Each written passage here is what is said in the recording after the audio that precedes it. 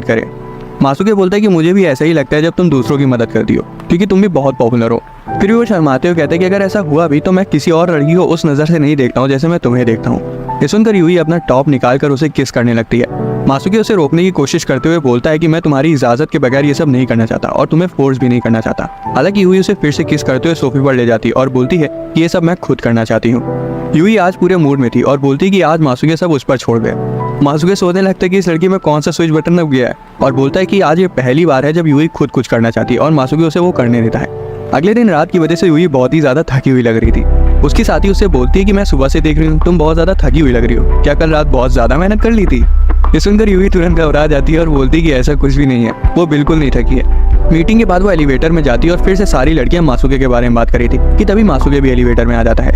एक लड़की मासुके से पूछती कि आप तो ऑफिस में किसी के साथ ज़्यादा बात नहीं करते हो, अगर आप सिंगल हो तो। अभी वो लड़की अपनी बात पूरी कर ही पाती उससे पहले ही मासुके बोल पड़ता है कि वो ऑफिस में इसलिए ज़्यादा बात नहीं करता क्योंकि उसे अपनी गर्लफ्रेंड के साथ समय बिताना ज़्यादा अच्छा लगता है।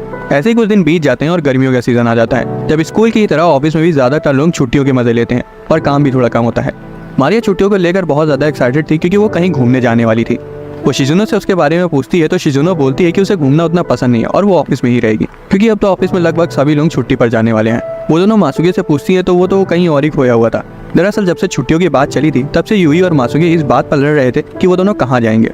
यूई बोलती है कि उसे ओकिनावा जाना है तो वहीं मासुके को होकाइडो जाना था। दोनों इतना लड़ रहे थे कि कैफे की लेडी तक इनसे परेशान हो जाती है। वापस आते वक्त भी वो दोनों लड़ ही रहे थे, जहाँ यूई बोल रही थी कि तुम कभी मेरी बात नहीं मानते और हमेशा मुझे टोकते रहते हो। वही मासुके बोले जा रहा था कि मैं हमेशा वही